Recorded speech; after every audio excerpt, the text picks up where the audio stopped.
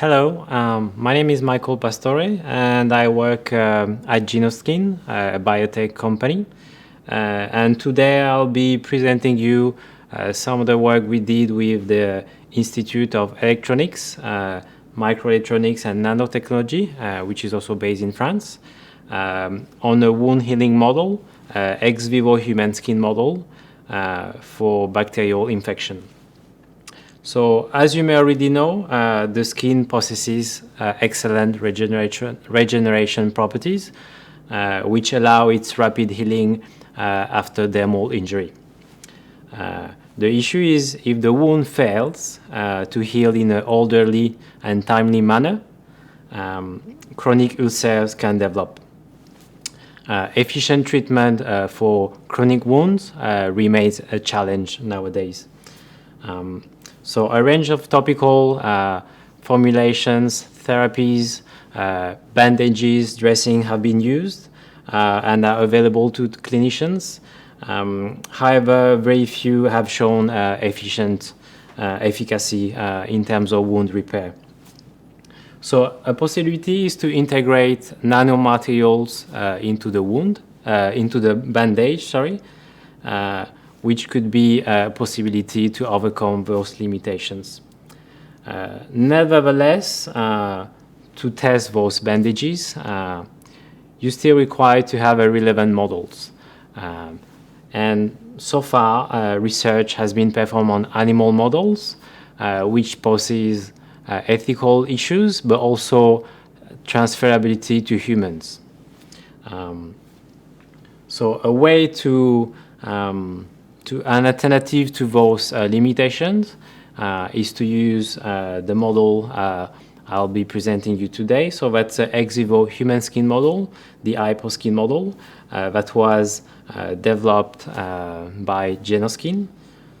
So the way it works, it's relatively easy. So we have human skin samples, and what we developed is a preservation technology, where the skin biopsy is embedded into a gel-like matrix, which will bring the nutrients to the biopsy, but also hold the biopsies in place. This comes into a cell insert, which is then placed onto a well plate, where culture medium is added, will diffuse through the membrane of the insert, and also nourish the biopsies. So in the specific case of wound, so the hyposkin model has three layers, the epidermal, dermal, and hypodermis layers.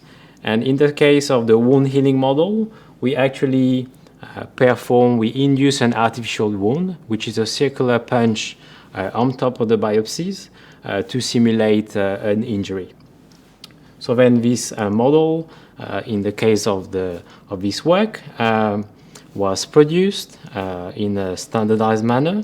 And then the infection with the bacteria was initiated by dropping a solution of Staphylococcus aureus, a bacteria that is known to be present on top of the skin. And after adding this bacteria, the models were cultured for over 4 days. And then the biopsies were sampled so that to look at the wound and the presence of infection.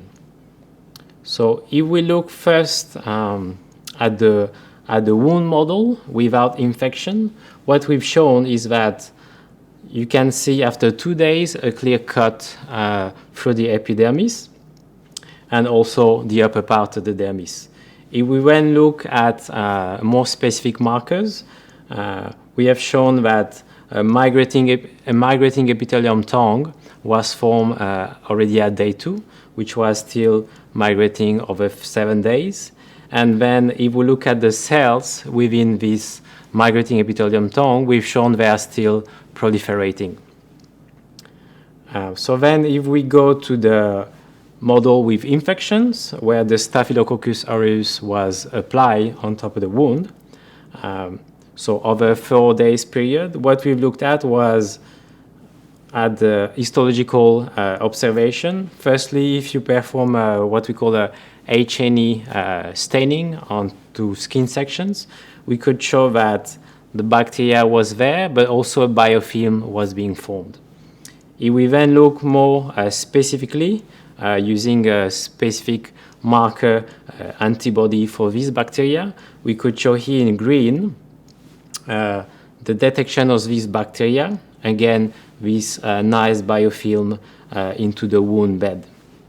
If we then look at scanning electron microscopy, through this imaging technology, we could show that bacteria, which are the round dots you can see onto the image, were also present between collagen fibers.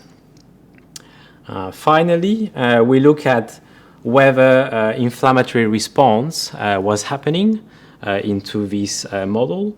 And what we've shown is pro-inflammatory cytokine were released after infection. So for instance, the IL-6 or IL-8, but also TNF-alpha, those cytokines were released by the skin, and we could analyze the skin tissue and shows that following infection by these bacteria, those cytokines were overexpressed compared to the control.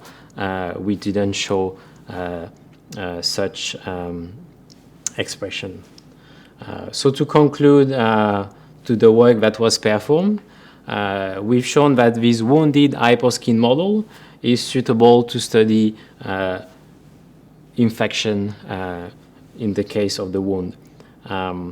And 3 key points, we've shown that the wound healing process occur into this model, that a specific bacteria biofilm was being formed into the wound bed, and also that the infection by the Staphylococcus aureus bacteria triggered inflammatory response into this model. So the idea is, now that we have a model that is relevant to study such application, we can think about applying topical therapies to the model or dressings, either in a prophylactic administration, so to prevent the wound infection, or as a therapeutic treatment for infected wounds.